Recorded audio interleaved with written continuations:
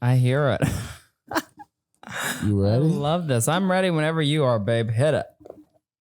Welcome everybody to another episode of Pickles House, y'all. Today I have my very good friend Seth Robichaux. I love him to death. Seth is one of my favorite people in the scene. Seth is you were around before COVID, right? No, you weren't. I was not around before COVID. Funny story. I've done theater since I'm like out of the womb, but like since I'm like 13 years old. But I didn't start stand up till literally right after it came back, right after COVID. So like at the beginning of 2021. Okay. Like I had done one or two shows before COVID. But that's awesome because that's basically when we met. That's why I was wondering because Jorge brought you into one of our shows. No. And I was like, this dude is amazing. Like, he's so fucking funny. I was crying laughing. Laughing, you guys. Seth is he has grown. Like I've gotten to watch his growth then, so from the beginning to now, which is you have your own variety show now. Seth is the most fabulous comic we have in our scene. I love Seth to death. Do some plugging right now. Do some plugging. Okay. Let's. What? I was gonna make an off color. No. Oh gosh, it's the Lord's Day. I don't want to make Sunday. For those of you who want it to be the Lord's Day, if you don't want it to be the Lord's Day, no offense either. It's actually Tuesday. We come out on Tuesday. It's Tuesday, right? But Tuesday's the Lord. Every day's the Lord's Day. That is right. Every day is the Lord's Day. So some plugging. Well, so I do my own variety show, and as you know, I sing, I dance, I tell a lot of jokes. And I wear sequins and heels and all this crazy stuff doing, and it's so much fun. And so I have some show dates coming up that I'm super, super excited for. May 5th. I'm going to be at the Always Cabaret. Lounge and Theater, such a fabulous venue. They've been so good to me. And I just started doing my show there at the end of March. And we just had one at the end of April. And so now we have one this coming week. And I have two guest performers on, Ryan Rogers and LP Black, who are both fantastic comedians. And I'm so LP thrilled. Too. Oh, she's so great. She is so great. And so I have that on May 5th. And that'll be at 8 p.m. And then on... this might be the first place I'm not. Okay, I have an upcoming show at Comedy House NOLA, but stay tuned on my socials for the date because I don't know like if we have the dates exactly plugged yet, so I don't want to like announce anything that I don't know. Plug that social then. But yeah, look, at Seth Robichaux. At Seth, it's simple. At Seth Robichaux. At Seth Robichaux. And I'll be back at the Always Cabaret on June 2nd. And then I'm hosting, I'm so excited about this. I'm hosting a burlesque show at 12 Mile Limit. I like it. And that's going to be May 17th and May 31st. Is this going to be the first burlesque show there? I don't know if it's the first burlesque. They just called me to host, and I was so thrilled. I don't know. I don't know if I've ever seen a burlesque show at 12 Miles. I've never seen. You might be breaking ground history. Well, I've never seen a burlesque show ever. Isn't that crazy? That is crazy. You've never seen a burlesque show? No, and you've seen the way I dress on a stage. Yeah, that is. I can't believe that is like stunning news. I've never seen I've never seen a burlesque show, and until a couple of nights ago, I had never seen a drag queen show. We used to do which was fabulous. We used to do a show at the Carnival Lounge. You know what Carnival is? Right across from Always. I just recently did a show there last Monday. Chris Lane used to do it every Monday night. It was one of my favorite shows, and it was an open mic for comics, and then it was a burlesque show. You know what I'm saying? It was like, you do like, he had 3 sections, and then it was either 2 or 3 burlesque dancers. And it was fun. You know what I mean? It was like really fun. You know, sometimes the little nipple thing will come off. Slip a tip. The girls don't give a fuck either. The titty just keeps shaking. You know what I mean? She's just like on stage, like, give it to me, bitch. I need some money. Oh my God. It is, but it was like the greatest burlesque show / comedy show ever. Listen, I give all the power in the world to burlesque dancers because let me tell you something, that is not an easy profession to do. No, because I mean, you've seen my show. And it's like, well, I like my jokes are very risque. It's like, you know, I dress, I make sure everything is like covered. I don't show much of it. I show my legs and the cleavage that's not there, you know, but I Yeah, I give all the power in the world to burlesque dancers. They are. You should definitely get into that. Ryan's. You're looking at me very like suspiciously. You're like, you should get into burlesque. You seem like you got that burlesque thing. I couldn't stop. You know Laveau Contreras? Yes, I met her the other night. I did that show Funny But Make It Fashion at Carnival Lounge, and it was so much fun. It's like a fashion comedy show for those who don't know. I did it. You did it, and it was so much fun. Yeah, she's fun. She's so great. Her and Keshi are so great. Yeah, I love them. I got to do the first one, and it was like it was fucking great. I was so thrilled. It was like during my come up, and it was like right when the pandemic started getting hot again, like the second go round. The second go around when everybody came back. Keshi did the first show. She put me on it. And like I walked into the room, and it was like it's basically like a gay room. You know what I mean? No, well, it's very that whole side of town is very gay friendly. I got up there. The whole town's like, gay friendly. Why are you here, pickle? Kind of vibe. And I was like, well, I love gay people. That's my friends. I love gay people. They're the funniest, some of the funniest people we have. Well, I think it's because we've just been through so much shit. I think. Yeah, well, it's like I really do. I think the more shit you've been through, excuse the French, but I think the more you've been through. It's Pickles House, dog. We can curse. I know. Do you know it's so interesting because I did Jorge's podcast as well a while back. And I was like, what can I say on here and what can I not say? You know what I mean? Mm-hmm. And he was like, oh, you don't get bleeped on this. I'm like, you don't? No. So all of a sudden it just like started cursing. I was like, son of a beep beep. And I was like, I wanted to see what he had to edit it out. But I was like, I just was so interested. I was like, you can curse on this and just let the people get to know you. You can get your anger out. I'm not an angry person, but you can get your anger out. That's what it is. Like, dude, you can be you, dude. This is for people to get to know. No, I love this. The most fabulous, famous comic in the city. Whoa, famous. I don't know about that. I pay some of his checks, but hey. I have to pay for his dry cleaning. Oh shit. But I try to be fabulous. I mean, it's like I told you today because I was telling for those of you who were watching, I was telling Pickle today when we came in here, I was like, I got all dressed up because, well, what happens if I don't know if I go off of the bridge? I want my ghost outfit to be cute. So I get dressed up every day. That's right. It's motivation. Haunting fabulousness. I want to haunt in I want to look good when I haunt my people. Hell yeah. I think it's great. I mean, I've never seen a ghost, but if I certainly feel them. I've talked to ghosts before. I used to be a paranormal investigator. Oh my, have you really? Yeah. Oh my God, this is going to turn into like a paranormal FBI podcast. Okay, can I say I am like such a sucker, like my late night binge watching. Yeah. Is all those, and I know some of them are like so like Hollywoodized, but all those ghost shows and all those shows like about paranormal, I'm so fascinated by that because everybody tries to make it. It's real, Have you ever heard my bit about my late night bit? I usually do it around 11 or 12 o'clock. Wait, I have heard. It's about the first time I encountered a ghost. I have heard because I'm a chef. Yeah, I'm not gonna say too much, but ghosts are real. Spirits are real. I firmly believe and that's the thing. So many people get like scared about that kind of stuff, and I'm like, I don't think it's a scary thing. They're your angels. They guide you. They're right. I mean, it just depends. It's very demonic too. Well, don't mess with the old lady who didn't like you across the street. Well, I didn't know it was basically a form of like witchcraft when I was doing it. See, and I don't know anything about. It's like, spirits can attach themselves to you and stuff. After I got out of it, I had like fucking spirits on me, and I had to break them off of me. You know what I mean?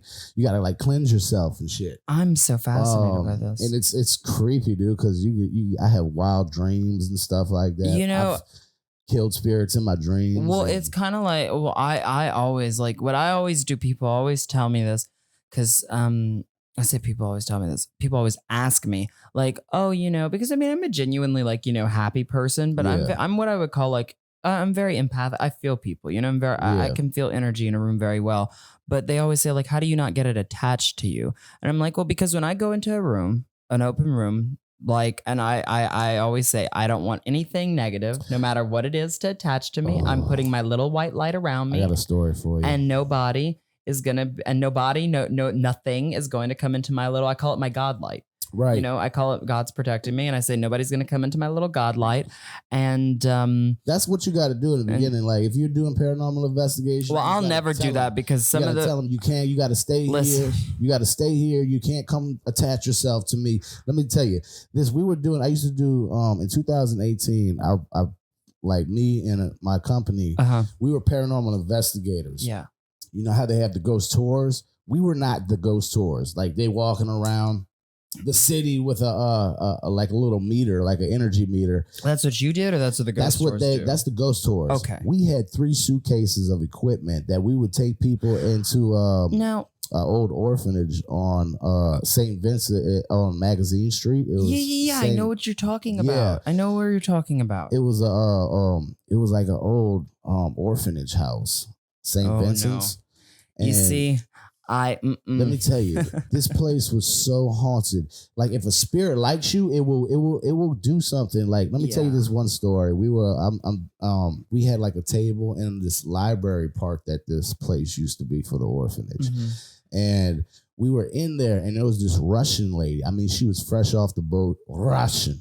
You know, like she spoke Russian, and she had like I guess a rich husband. You heard her speaking Russian? I mean, dude, she was like Russian. You know what I mean? She could barely speak English. You could hear her accent, and she had an old. This is a ghost we're talking about. No, this is a real person. Oh. So I'm about to tell you, like a spirit. If a spirit likes you, a spirit likes you, it will attach itself to you. That's what I'm saying. A pretty Russian woman. Blonde, Russian, like she didn't sound Why Russian. When you say Russian, do you say they don't say Russian? You know, I think of Zangief whenever I think of a Street Fighter. I just want to go Russia, Mother Russia, you know. Oh my God, that's hilarious. This girl, she had one of those rich baby daddies or a rich dude. I mean, she looked like a mail order bride, basically, and this guy brought her to a paranormal investigation thing with us. And we're sitting in this room, and she has a purse on her shoulder. And I'm speaking to now there's different ways spirits can see themselves. And we have one thing called a grid, and it's a big light. And it's basically a grid, a spotlight of spots. Like big greens. It's like right. You can see the green spots all over the room. They call that, I'm trying to think. Shadows. It detects shadows. The orbs, the auras, right? Not orbs, but shadows. Okay. Like a camera. There's a difference. There's a difference. Okay. A camera can catch orbs. All right. Right. A camera the little white orbs. spots are the orbs. Those little white spots, and you can catch them. We've caught plenty of those. But this one, I've never seen a shadow spirit. You understand? Interesting. And this one time, yeah, they don't say those are the good ones to see from those shows that I've watched. Creepiest fucking thing I've ever come across in my life. This girl is sitting down like you're sitting down with a purse on her shoulder, on her right shoulder, and I'm sitting there, and I put the grid on, and as soon as I put the grid on, it was like a shadow on her body. Oh no! From her neck down, right? No. And I'm looking at it. And all of a sudden, this shadow, I'm getting chills telling you, this shadow sucks into her purse. And she goes, my purse just got heavy. And I said, oh, shit. I said, listen. Drop your purse and go get a new one at Marshall's, babe, is what I got to tell you. I said, listen. I said, listen very closely to me. A spirit just attached itself to you. You need to like shake it off. You know what I mean? Like we had to cleanse the girl in the moment and stuff. It was, dude, it's nothing to play with. No, it's not. Nothing to play with. I have some friends of mine that do that work, and a friend of mine is actually a medium, and he's told me some stories that have happened, I mean, look, I don't know too much about it. I mean, all I say is like, see, you will never catch me on a ghost hunting trip. I don't want to do it. I don't want to ghost hunt. No, I want them to do their thing. I will do my thing. You live your life and do your afterlife. You live your afterlife and do your I'll live my current life and do my thing. I'm more of a spiritual person than I am religious, I would always say. Meaning in the sense that I just kind of I don't know. I believe that you have angels that guide you, and I definitely have. I actually do the same. Like I'm more spiritual. I don't say religion. I'm more a relationship. I call it relationship more than religion. Well, yeah, I have a relationship with God. That's how I am too, because I'm very much like I talk to God every day, but I don't talk to God like Because you see, I was raised in the South. Yeah. So cute. I was raised on the bayou in a town called Cutoff, which is cut off from the rest of civilization. Cut off, baby. It's legit cut off. What's now. up the cut off? Thanks to the hurricane. But we're an interesting breed. But yeah. I always say they're like still magnolias, but white trash. Oh, that's good. Well, you know, some of us are classy. Thank God I was born into a good family. Yeah. But you know, I was raised very religious. You go to church and you read everything and you do all that, and that's fine for some people. I just, you know, I think sometimes that I think that sometimes, I don't know, to me, I find God in my heart and in my soul and, you know, and in my little meditation space where I go. That's where he speaks to you. You know, that's when he speaks to me. But that's when I've heard his voice the most. Like to me, and it's funny, you know, because when I was a child, I always used to get so bored in church. I mean, I don't know if you ever went to church as a child, but I was always like, you know, I was always taken to church as a child. Catholic church. I used to click Catholic church. I used to click my heels together loud because I hated it so much. Really, you hate it? That's interesting. And I didn't like Catholic church at all. Like my parents would be like, "What are you doing?" And I'm like, "I don't want to be here." It wasn't that I my heels together loudly. It wasn't that I didn't like it. Well, I mean, it's like it wasn't that I didn't like it. I didn't get it. You know what I mean? Because I think it's good for some, I think it's good for some people. I think everybody, if you my thing is this, right? You can believe in whatever you want to believe in as long as you love other people and care for other people and don't hurt anybody. Right. What are you doing wrong? You know? True. So I think to each its own, but for me, I never understood it. But the interesting thing was, you know, I went to private school all my life. So it was constantly people telling you, well, you need to believe in you. And I'm like thinking, yeah, you get, and I'm like, didn't you go to private school? You did. No, I didn't. You didn't. My family wanted to send me to Shaw. And I told them, don't send me to Shaw. It's an all boys school on the West Bank. And I was like, no, don't send me to Shaw because I'm going to get kicked out the first week. I might be a virgin, but I'm not going to like lower my chances of. Listen, I don't know. You're going to laugh at this joke and everyone at home is going to laugh at this joke, but I don't know that I would have survived an all boys school. Oh, wow. I don't. You can make some jokes, but listen, I ran that bitch. I would have been the dean. But I don't know that I would have survived only because like in high school, the boys were not that nice to me. And the ones that were, you know what they were looking for. So it was kind of like, you know, you kind of like had your, I mean, you knew you were a gay man in high school? Oh God. Oh, we're going into the deep cut stories. Okay. Yeah, we're gonna go deep. No, baby. I love it. It's hilarious.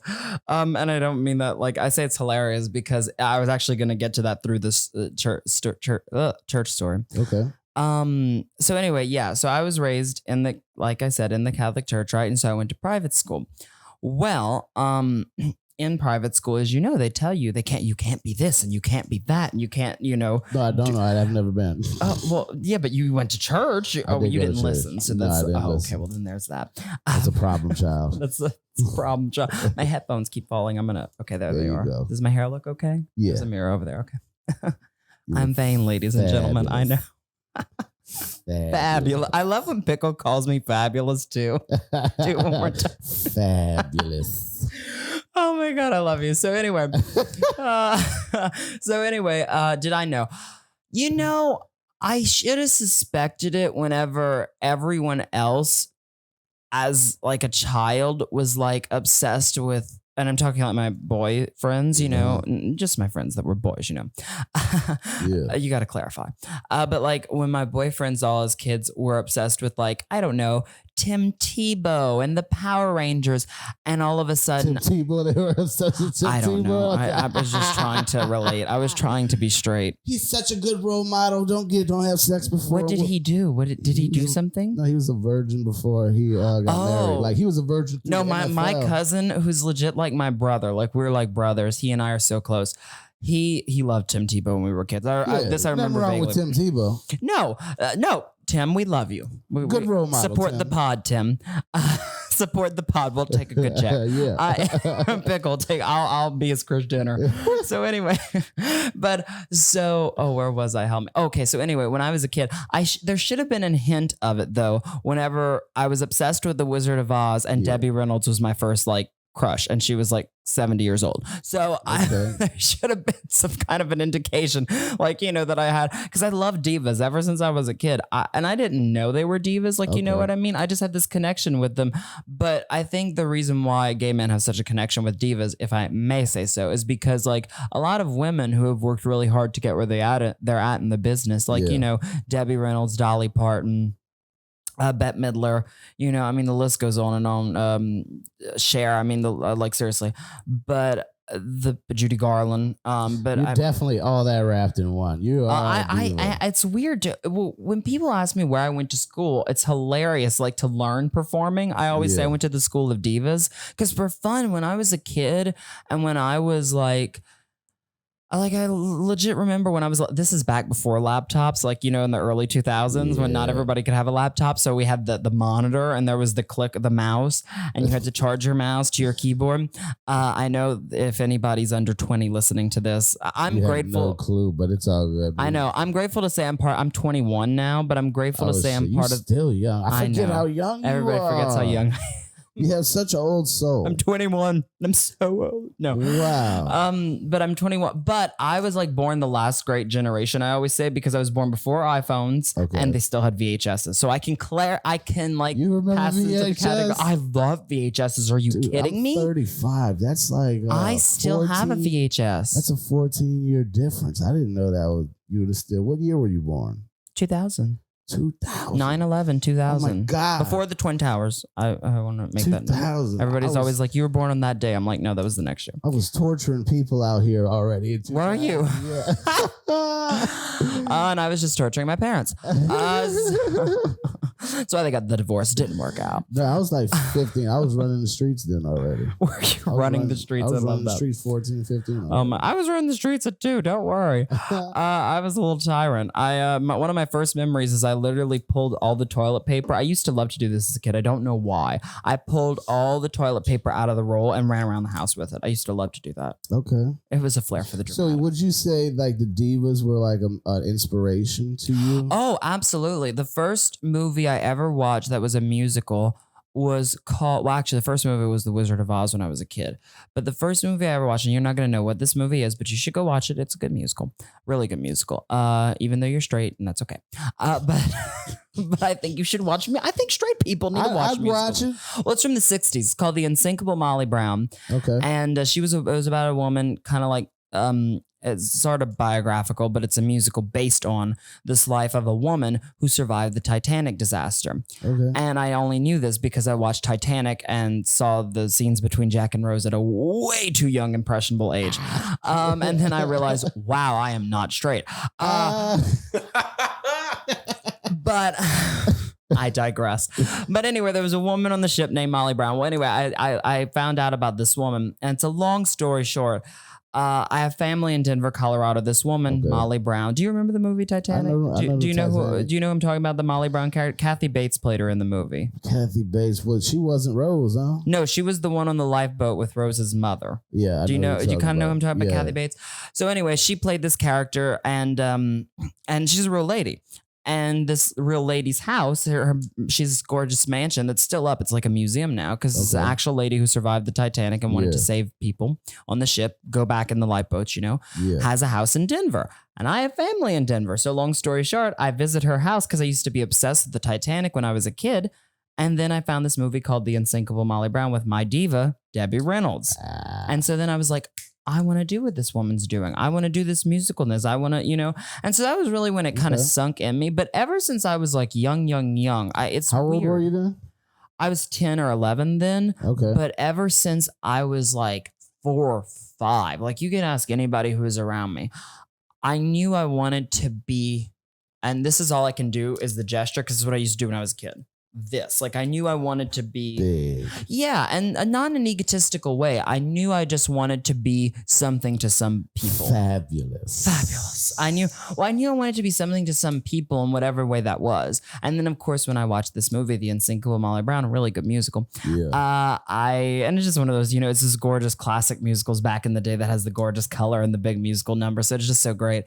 And I loved it. And then of course one of my other first diva encounters was like when I was like 8 And I didn't even realize even then I was like the seed was planting. But do you remember Hannah Montana with Miley Cyrus? Yeah, of course. Hannah. Well, Dolly. I didn't watch it too much. I was a little. I was kind of past your age. Yeah, but Dolly. I remember though. Yeah, well, Dolly Parton used to guest star on there as like Aunt Dolly because she really is Hannah Montana's real life aunt. Okay. So, or not Hannah Montana, Miley Cyrus's real life aunt. Yeah. And I was like, oh my God, I have like a crush on this woman, and I'm like 4, and like, but she's Dolly. I mean, Dolly. you know, yeah, and you so Dolly. These divas just always did this and had this impression on me. But you were saying, when's the first time I realized I was gay? And that was probably after my first kiss, probably. I don't know. It was probably like, you know, he kissed me. I said, oh, that's nice. I don't. Yeah. But I had my first kisses with girls too. I thought they were just darling. Really? I just more wanted to take them out for like, you know, chocolate milk. I don't know. I didn't like a Coca-Cola. I didn't want anything else. Like, you know, or as the boys, I was kind of just like, oh, I like the attention. They think I'm cute. Okay. You know, and then I got really chunky. So that ended there. So how old were you when you had your first boyfriend? Oh, no, I'm not telling this. Why not? Read the book. You got a book? It's going to come out when I'm like 70, but read the book. I'll tell you this much. I will tell you. You couldn't be too old. You're 21, Seth. Well, I never really had a boyfriend. I don't like them much. No. They're cute, but they're dangerous. You see, I have this thing about me that I really pick great friends, but I pick shitty men. So it's like the men just sometimes, then of course there's the occasion whenever they are just like, never mind. I'm not gonna get into this. Get into it. I'll say it as simple as this. There's the occasion whenever they're like, oh, oh, well, I'll come out of the closet. I don't know. And so you understand. No, I don't. So like you fucking I'll straight trickle dudes? it on the, oh my gosh. We're not going down this road. Why not? Because it is. Listen, one of my best friends is gay. It's Tuesday and he loves talking on about the fucking Lord's straight dudes. Day. And I'm like, dude. Oh my God. I told you it's Tuesday, Seth. It's Tuesday. It's my Lord's Day. It's Judy Garland's day. I'm kidding. I don't think Judy Garland's God. But disclaimer. But she's fabulous. But no, I'll say this. The first time I ever had like a boy that I knew was just as interested in me as I was him. I was about 15, 16 years old. Okay. And it was kind of that puppy love thing. But I mean, you know, it's like, it was that thing in high school where it was like, it was puppy love and he was cute and he thought I was cute. And it was like the first guy I ever thought that I knew was cute. And that felt really nice. You know how it is. For somebody to feel like, oh, well, someone's attracted to me. And so, it was a little fling, but I mean, nothing serious ever came out of it. Yeah. So that was like that was the first time. But you got to explore who you were. That's serious. Well, I think, you know, the interesting thing about me is deep down, again, I don't say this bragging because sometimes it's like that whole thing where it's like it's a blessing and a curse. Mm-hmm. I don't know if I ever had to explore who I was. I think I've always known. Okay. That's not to say other men haven't tried to explore who they were through me. Oh, shit. That's a whole nother ball game that, again, you'll have to read in the book one day. That's where the straight may come into play. Well, you know, listen, I'm not one for airing dirty laundry, so I'm just kind of like one of those. As long as you don't say people's names, you good. No, well, I could get too specific on situations, and they'll go, "Oh shit, he's talking about me." They'll go, "Oh no." So what? You don't say names, you good. Oh no. I think I don't say names. I think, you know, it's kind of like, let sleeping dogs lie, and they are dogs, so let them lie. You can do that too. The thing is about it, you know, I love the phrase "bitter doesn't make you better." Okay. And so there's no reason to be bitter at people who have hurt you. No, I'm not trying to be bitter. No. Well, I just say you forgive, you don't forget kind of thing. Right. And so it's like I don't know. I try to understand people, I guess, because like it's like you said earlier, like I always have, you know, when you're talking with your friends and they're like, we're talking about people who broke your heart. And it's like, listen, I could go down a list, you guys. Yeah. Like, you know, whether it's platonic, romantic, you know, family, whatever, I go down a list. But the truth is, at the end of the day, is I always try to see that. And look, sometimes when you're dealing with narcissists, you can't see it from their perspective because they don't have one. Right. But I shouldn't say they don't have one. But, you know, it's harder whenever you're dealing with somebody who strictly is focused on them. Right. But narcissism was all about Oh yeah, I said this. Personal Well, I benefit. said something a while back to a friend of mine, and I said I don't know that all narcissists are like bad people. And now I'm starting to like rethink that quote that I said, but but I don't know that anybody's a bad person. You know, that's the truth. Honestly, I don't think anybody's a bad person. I Right. think we're all just people who are learning who we are, and sometimes it takes others longer than. You know, Definitely. it takes people longer. And so Definitely. I don't try to begrudge anybody anything. I mean, certainly people have earned their disrespect from me. Well, I but- love the fact that you found out who you are at such a young age. Oh, well, Because I you're 20, couldn't. dude, I'm 35. It took me like till I was 30 to even Yeah. start finding. I mean, I went through a whole crazy life before I found out that I Did was you? even capable of being funny. You know what Yeah. I mean? I found out I was funny during a paranormal investigation. When a comic Did you make told a me, ghost and make a ghost laugh? no, I made a comic laugh. Oh, during the investigation. I was like, I had. You I used told to, me about this. I used to have like groups of like 10 to 15 people, 20 people Yeah. sometimes. And I didn't know, but I had a comic You had told me in about this my actually. group one time. And I used to have little pun jokes. You know, I like puns. Yeah. I used to have little pun jokes and shit. And one of my pun jokes is, you know how they say spirits can create cold pockets, right? So they can also create hot pockets. Oh my God.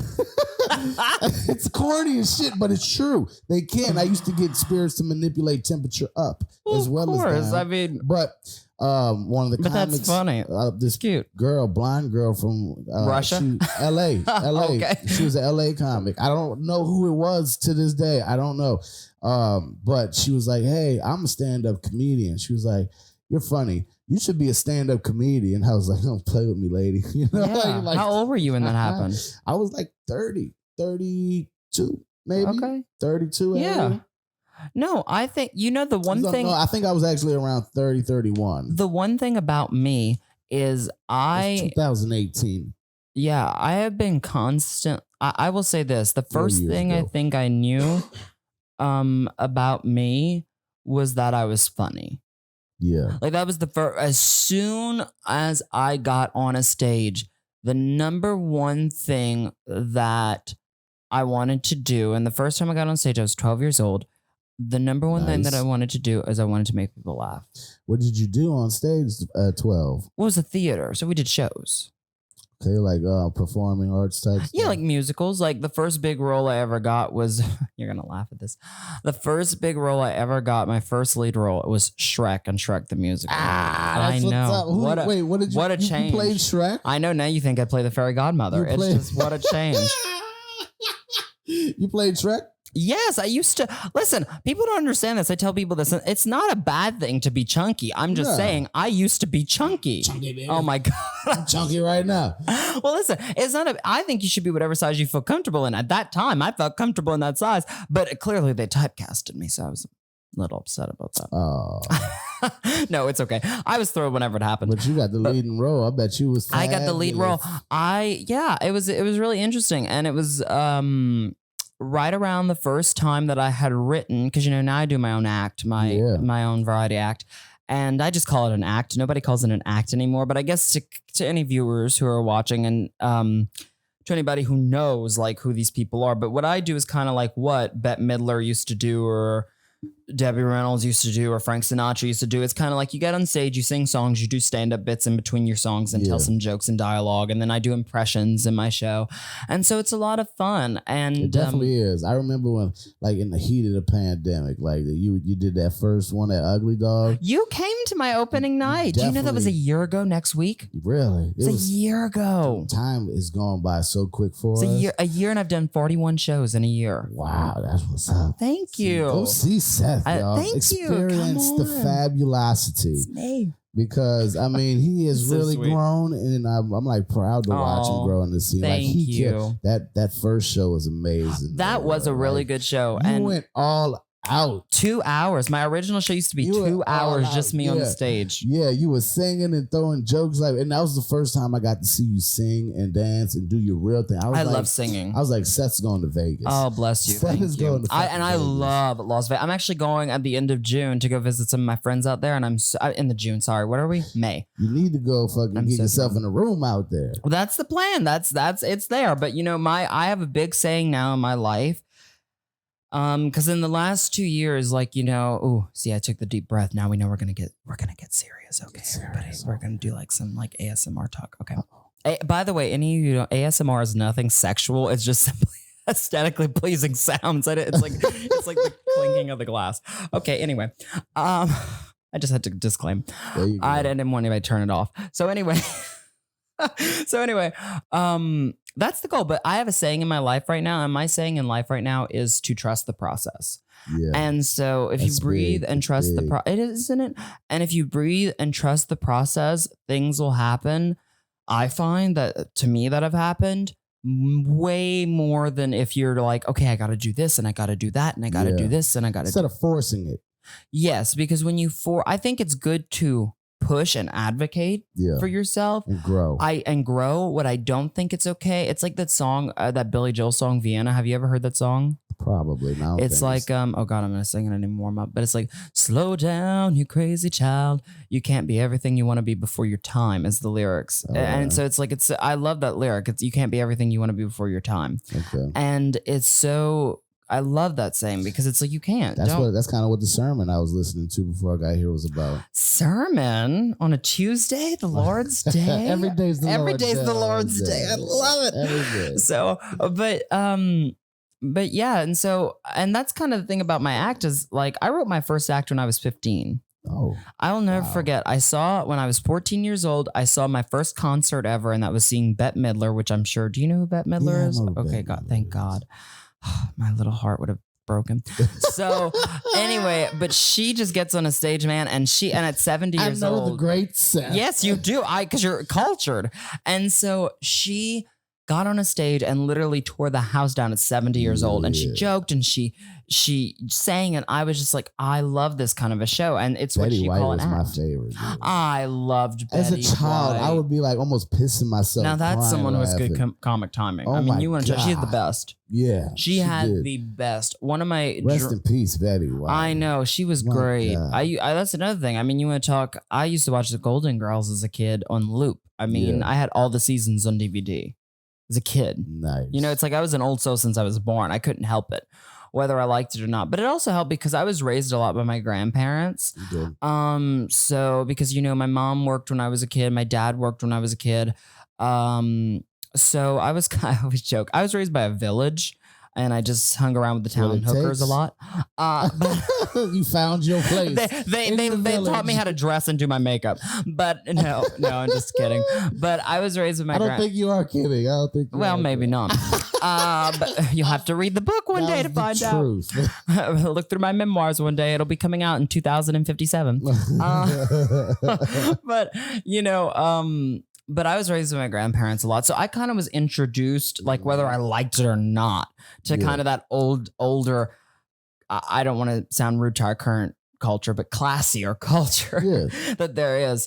And it's still around, like people always say, why do you, somebody asked me the other day, like, somebody said actually, and I was very grateful for the compliment. They said, it was a guy and he had lived in New York and Nashville and all these places. And he saw my show and he said, gosh, we need more of this in culture right now. Like no one does a variety show anymore. And I'm like, well, that's because everybody thinks when you say variety, they think the word corny, or when you say the word cabaret, they think burlesque, but it's not. See, I didn't know what it was really until you saw me do. I saw you and I was like, oh my God, this is fucking amazing. Oh, thank you. I appreciate that. We talked about burlesque earlier, and it's not burlesque. It's not. It's not burlesque. Not burlesque. Burlesque is fabulous, but it's its own Seth caliber. Does It's definitely it's Seth dresses up and he makes sure he's fabulous, and everybody on the show now makes sure they're fabulous. Yes, I have guests that come on the show now, and it's I need to get you on the show. Whenever I do it, I'm gonna get me a suit. You know what I mean? I'm gonna and it's it's great, and I love having guests on the show because it's also like I love everybody getting to showcase their talent as well. Because when I first started the show, I mean, you saw the opening night, I did 2 hours just me on a stage, and like really like 30-second quick 7 costume changes. I mean, it was insane. How much did you make that night? Because this is a bucket show too. I'm not gonna. Well, I did get paid like official like payment, but there was a lot of tips that helped out. But I will say it was up. It was pretty close to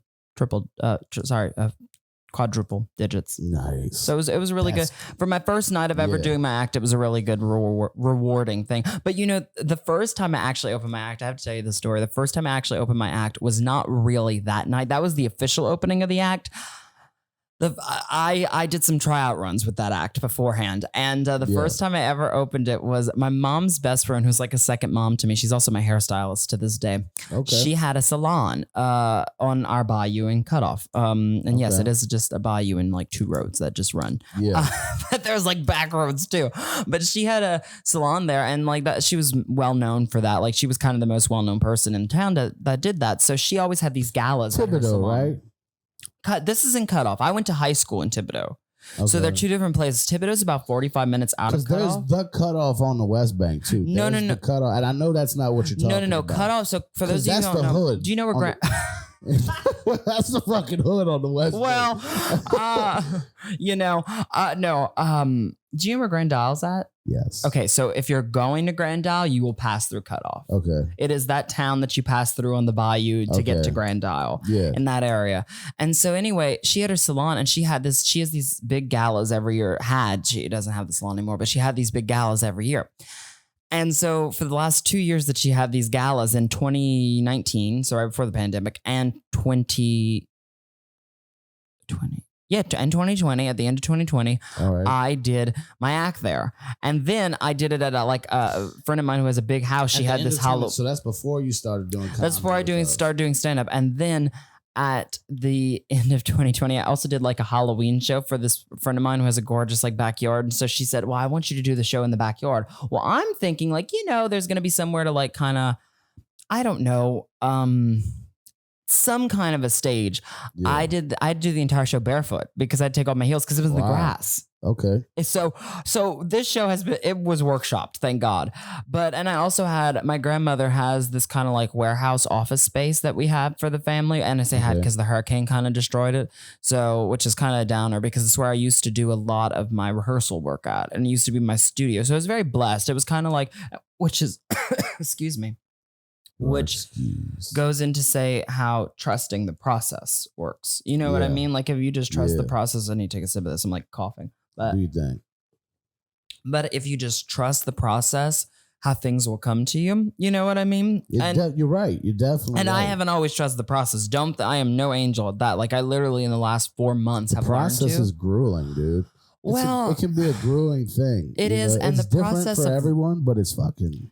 Yeah. For me, it was. I was horrible at first. Listen, I get it though, because the thing about it is like the process of life is hard. Yeah. I mean, life is really tough. In the last year, I won't go into too much detail, but in the last year, and I mean since so from when you met me at the beginning of 2021, I will say this because I have no problem saying it. I met you in 2020.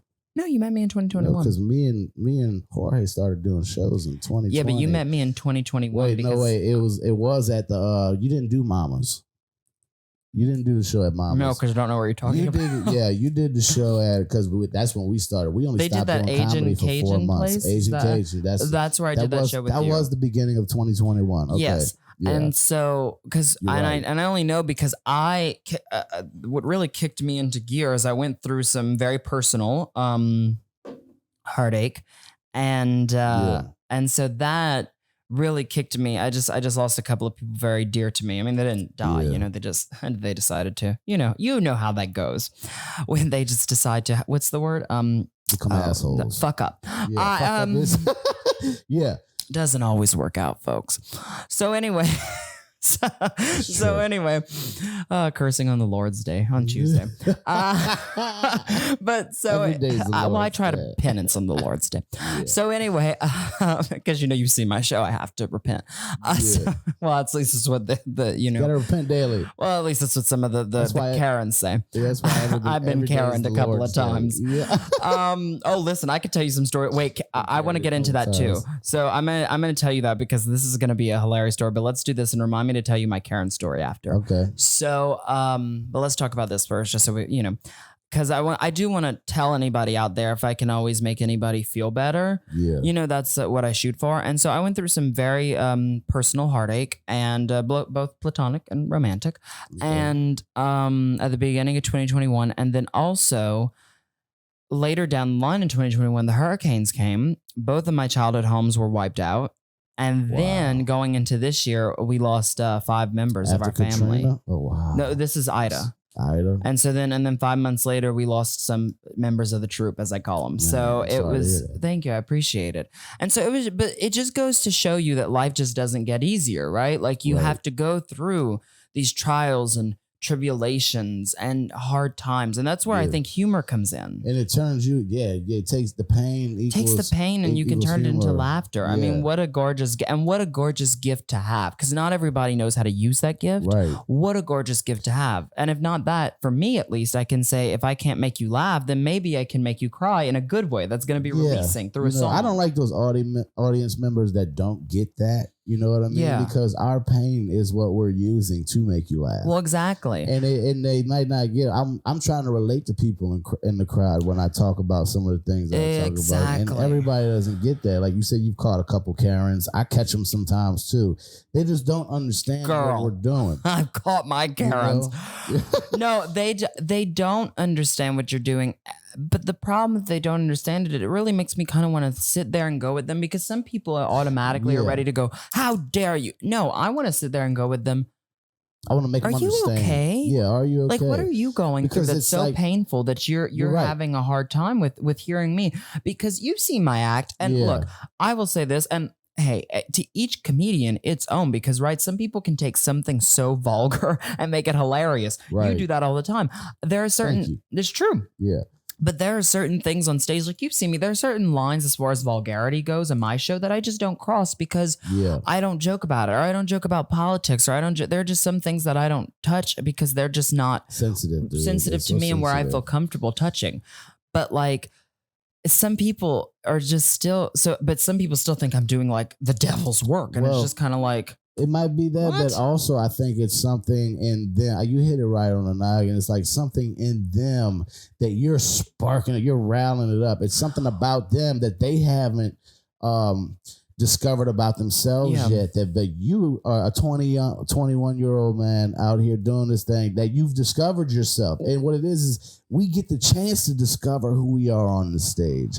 And a lot of people admire that, and they don't understand it because they hate on it too, because they've never taken that time to actually find out who they are and explore they don't give themselves depth. Well, some people, unfortunately, and I don't say this because I don't say this to be critical either. I just say unfortunately because I don't think some people know that they have the option, but some people don't think that they have the option to do that. Right. Or when they do, it's like they dip their toes in the water and they go, oh no, I have to face everything I've ever feared and thought about and blah, blah, blah, blah. And I get it because I've done that, and it's hard and it's tough, and it's a reality check.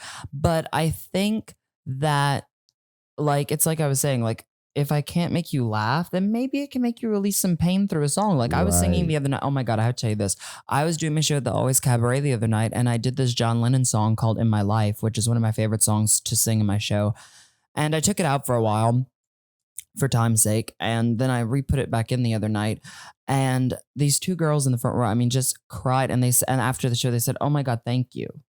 Like, thank you. Yeah. And that's the greatest thing. And saying thank you, like, for making me feel, and it's like, that's the greatest thing as an artist that you can feel in any form. It's better than money. it's better than like it's like when you get that person and you really connect with them in the audience and they come up to you afterwards because you've touched them, you fly. Because you touch their soul in a certain way. It does give you this rush and this good feeling that it's hard to explain, but it's like you've given them some kind of comfort, and I've gotten some kind of comfort knowing that you've gotten comfort from what I just did. Well, because we all have a different. Everybody in our scene, we're different. We're all the way different. Look at that. No, do I need? Am I not talking into it enough? You're great. I've been trying to figure out. I come from theater, so I'm used to projecting. So I'm trying not to be so close to it, so you don't like hear all my like. Everything. No, you're good. You're good. Okay. That's what the cover's for. Okay. It doesn't, but I was looking for that sweet spot. That sweet spot. Well, you have to. I got to find. I just found it. Yeah, you got to find the sweet spot. It's the Lord's Day, baby. Find that sweet spot. I'm telling you. Well, but like you were saying, that's what I wanted to tell you. So, I mean, you want to talk about Karen stories. Listen. Yeah, okay. I was thinking, I'm like, oh, should I talk about this? Yeah, I'll talk about it. Talk about it. Well, it's time has passed enough that I can talk about it, and it's it's an interesting story anyway. So, you were mentioning Thibodaux earlier, right? And I went to a high school in Thibodaux, private high school, and which shall remain nameless, but Google them; they're the only private high school in Thibodaux. But they know who they are. But they weren't bad. They really. When I was there, were not bad to me. I mean, I met a lot of great people in high school, and I was very lucky in high school. I was bullied at the beginning, but by the time I graduated, I was very proud to say I had earned a lot of people's respect. But do you know why? I think that's because even the people that might have hurt me, I still gave respect to. Yeah, that's big too. Always treat people the way you want to be treated. I want to be treated. Even if they're assholes. You know what I mean? Now that I'm older, some of those people are like, I'm kind of like, okay, now that we're over that phase, you might not have as much respect for me. But still the decent respect of you're a human. Right. You're not scum of the earth. You're a human and you have feelings and you have emotions. And who am I to, But when you kill them with kindness, they can't do anything but to see who you really are. And especially, you know what I mean? They open their eyes to who you really are. And I do that a lot too. You know what I mean? Like people in the beginning of me doing comedy were not that acceptant of me. You know what I mean? Because I was very vulgar. You see, like you said, I was a little vulgar with some of this stuff. Well, you are, but that's your shtick. That's your bit. That's your before, but brand. You see, I've honed it, right? You see, I've honed it. Before it wasn't honed, and people were like, "What the fuck is this?" Yeah, but they didn't try to teach me. They tried to They tried to persecute. Yeah, and there's a difference. And I didn't do anything but keep pushing. You know what I mean? Yeah, and now people see and they like come around. Right, so they've come around, and I'm not like one of those persons that I don't have time to attack. You know what I mean? All I have time for is to better myself. Exactly. And when people see that, they come around, Yeah, when they do see it, they do come around. Because the thing is like there's a quote I love. It says,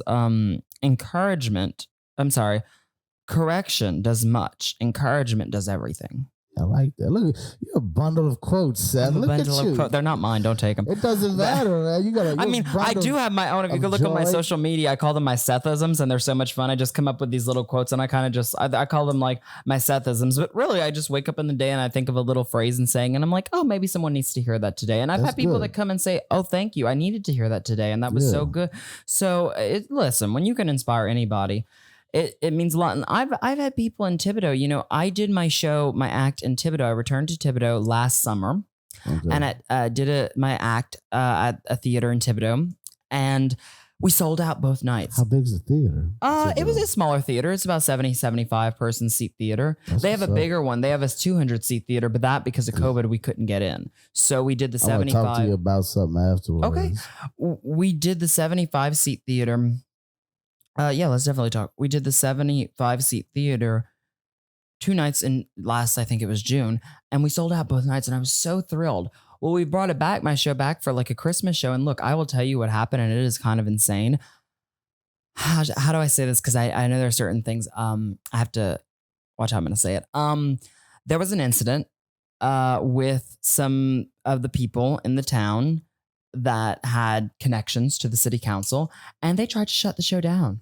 I remember. Do you remember that? They actually, so much so that where the theater, because they didn't know what else to do, had to cancel the show, and they had to cancel the show, and so then we lost so many ticket sales because of that. And so the show went on. I rallied, but we thanks to some very important people thanks to someone very important in my life who is just fabulous and who helped me really get through that, and who helped us negotiate something. But the point of it all is it's so ridiculous how someone who, it had to do with one particular person, but the point isn't even that. The point is, you've never, like, it's kind of like I want to say to that person, are you okay?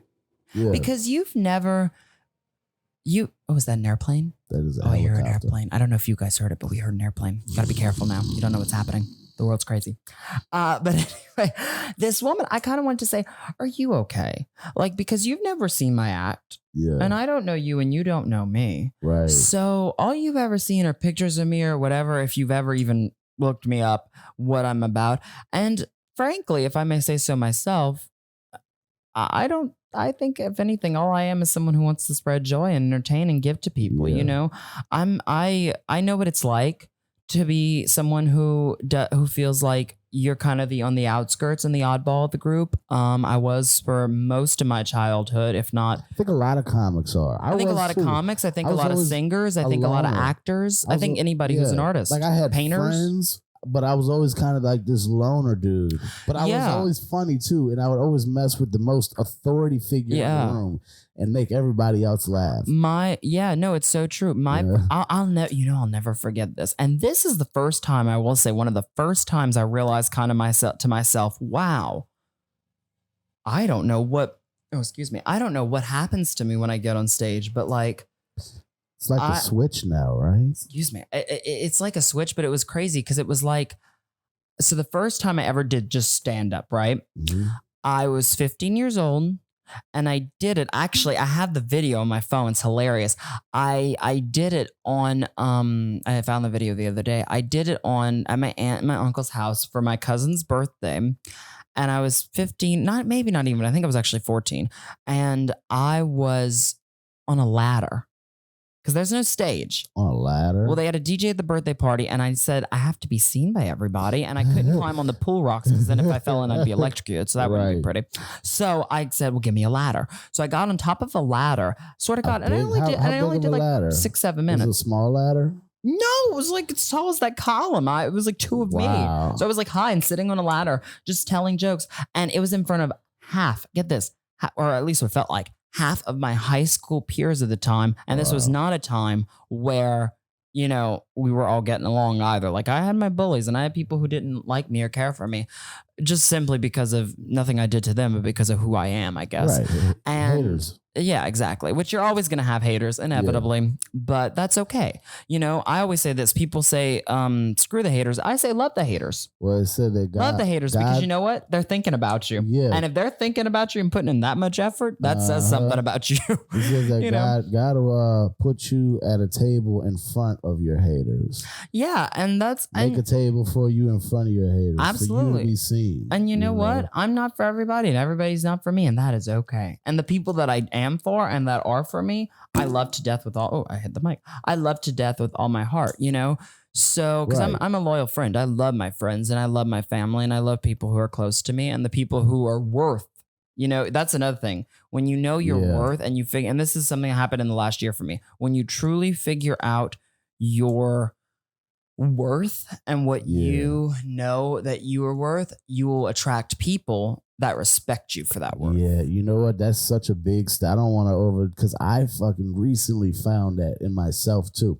You know what I mean? Yeah. Like I went through a bout of depression last year, and when I came out of that, I was like, you know what? I'm better than all this. I'm better. Yeah. It's not like being better than somebody else. I'm better than what I'm thinking of myself. Of yourself. And I'm gonna act on that now. Now I am going to be the person that God made me to be. Absolutely. And I was doing that before, but I wasn't all the way. I don't think I was all the way in yet. You know what I mean? Yeah. Well, and it takes a while. I mean, look, it's that would be as simple as me sitting here telling you, oh, I know all my self-worth. Of course I don't. Nobody does until like, I think no matter how old you are, sometimes you second guess your worth. But I think for me, it was finding that first, you know what I mean? Or that second. Cause I think the first time I found my worth was like when I came out of the womb. I think I always have known, but I've dealt with a lot of, they always say that when you know your worth, I say they, I don't know who this magical they are. I don't know, but the great they say that when you know your worth, you kind of like, yes, you attract people that are worth your worth, but also you attract the people who are going to try to put down that worth as well, because that's a test. And unfortunately, because they haven't found their worth exactly, yet, so they're trying to find it by hindering you, exactly, which is bullshit. But unfortunately, look, I had all throughout my teenage years, I had count on a couple of fingers, quite a few people that I let in and let close, and that abused that privilege and made me not realize my worth. But I think it's all about, I always say the hard times are about being able to look back and say, oh, I survived that. True. I got through that. Good for me. I'm proud of me. I'm proud of you, Seth. It's like, give yourself that pat on the back. You deserve it. I mean, life is too, again, like we were saying earlier, back to number I'm one. proud of you, Seth, dude. Like you hit the ground running in our scene more than other. Like I was surprised how hard you went. I was like, holy shit. This dude is amazing. Like, like you and Ryan, you know what I mean? Like, I love my darling Ryan. He is so great. Yeah, he is. I love him. He hit the ground running. He hit the ground running. It makes me feel like if y'all two actually made me feel like if I had a gay man's brain, I would be really dangerous. You know what I mean? Like I would be like I'm good. I don't know if it's something about being gay. I don't know. I think it's something about being more organized. Well, I'm not organized. Do not, please. I am. Look, your fashion sense is organized. My fashion sense is organized. That's about your it. Your work ethic is organized. Well, that's what I think. It's what it is. I learned very early. And I love this quote. You want to talk a quote? I love this quote.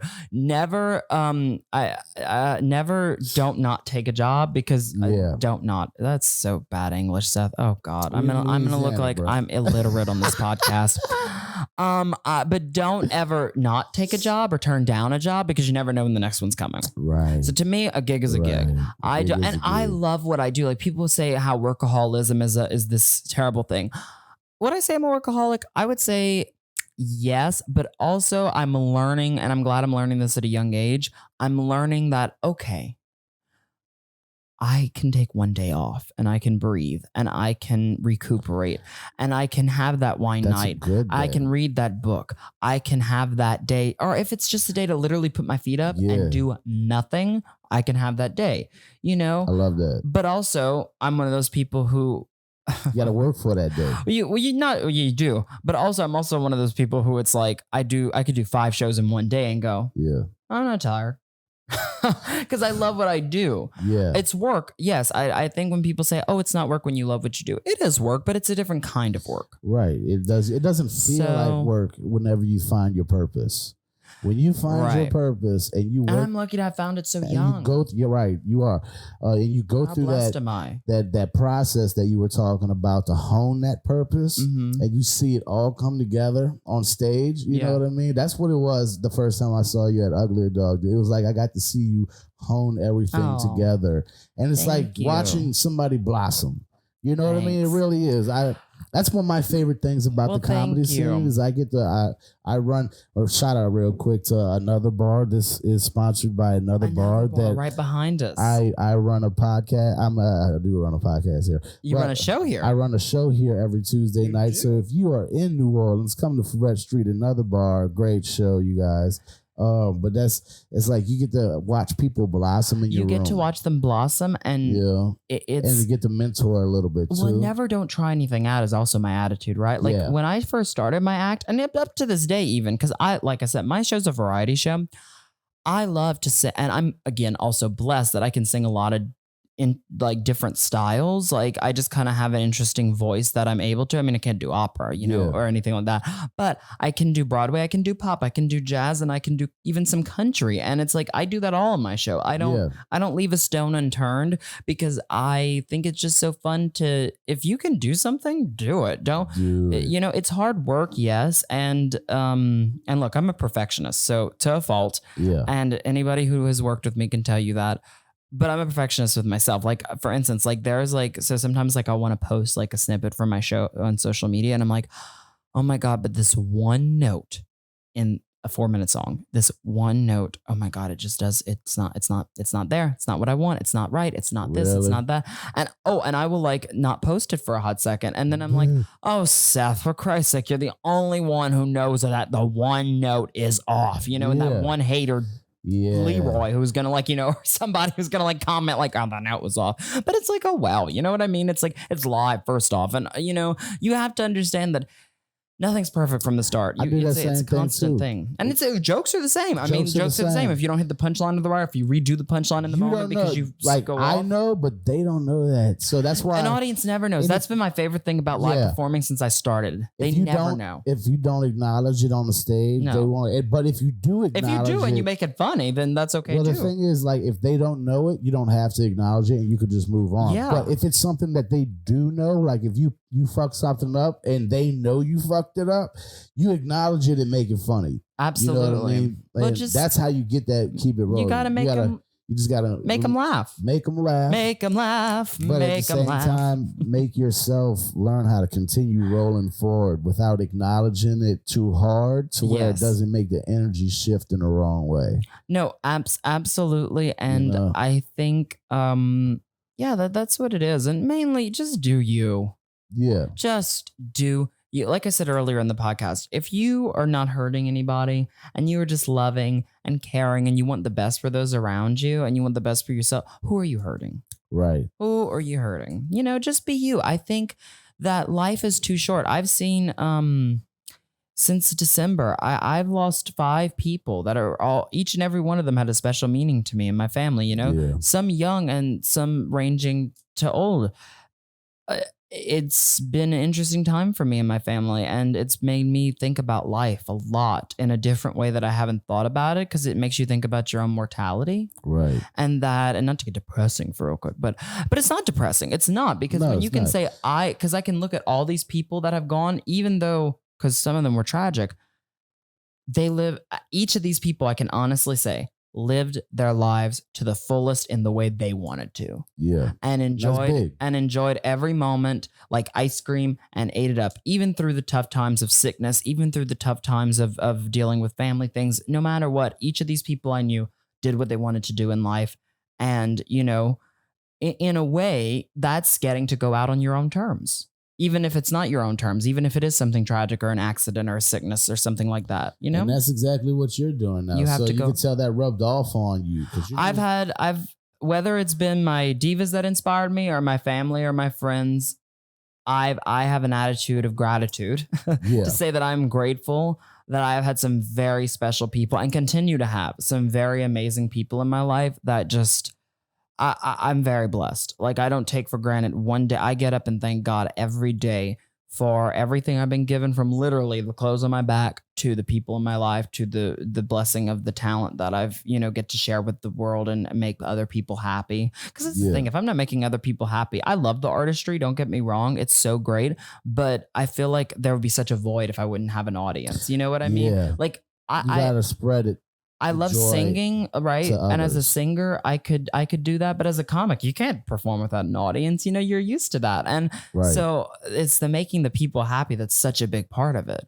It is.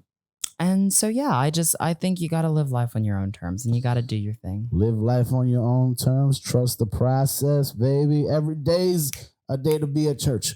Every day's Sunday. Every day's Sunday, and it's Tuesday. Tuesday. That's all she wrote. Plug one more time. I'll plug one more time to everybody.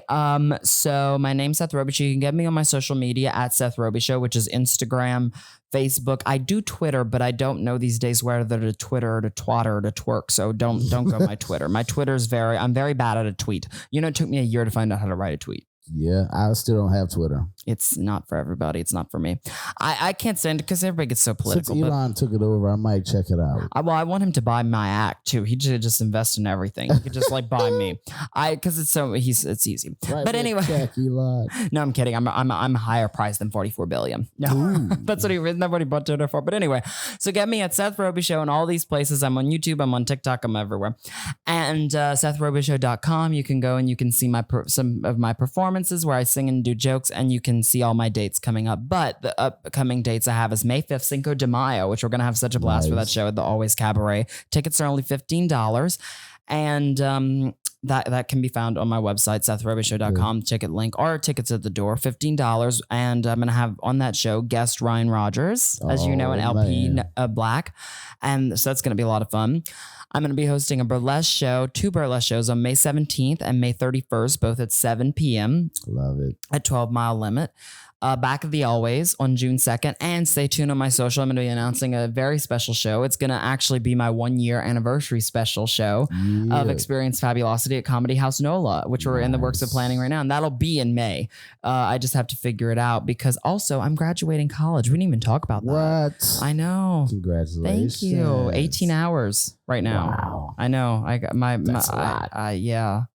It's a crazy time, but that just goes to show you when you love what you do, you'll make time for it. That's right. You have to. That's right. So those are my dates. And get me on social and keep up. Follow Seth. Seth, it's me. Go see Experience the Fabulosity. I hope I brought some fabulousness to the Lord's Day. Yes, you did. That is Tuesday. That's Tuesday. That's Tuesday. Every day's the Lord's Day, but it's Tuesday. Maybe we'll just call Tuesday Seth's Day. Seth's days. But don't pray to me because I won't. My voicemail box is really full right now. No. No. But anyway, no. Thank you for having me. It's been such. I adore you. I appreciate you for having me on the podcast. I like getting to talk about everything. Pickles House, baby. Pickles House, baby. And for what you didn't hear today, remember 2057. The book's coming out. The book's coming out. What should we call my book? Experience the Fabulosity. Oh my God. I never even thought of using that as a title for the book. Yeah. Let's do it. Experience the Fabulosity coming to a library near you in 2057. Hell yeah. And I'll have my next face on at the time. Yeah. That's been our Pickles House, y'all. You can follow me at Pickle House 504. Go check out the podcast. Like and subscribe on YouTube, you guys. We're going to have a lot more exciting shows coming. I'm Pickle. Come here. This podcast is sponsored by Another Bar. Come here on Tuesday nights and see my show, my open mic. If you want to try stand-up, come here Tuesday nights and check us out, man. You can try out some stand-up. And that's been our show, you guys. Thank you, Seth. Love you. Thank you, darling, for having me. Love you back. Bye-bye. Have mwah. Kisses. Kisses. All right, you guys. Later. Love you. Love you too.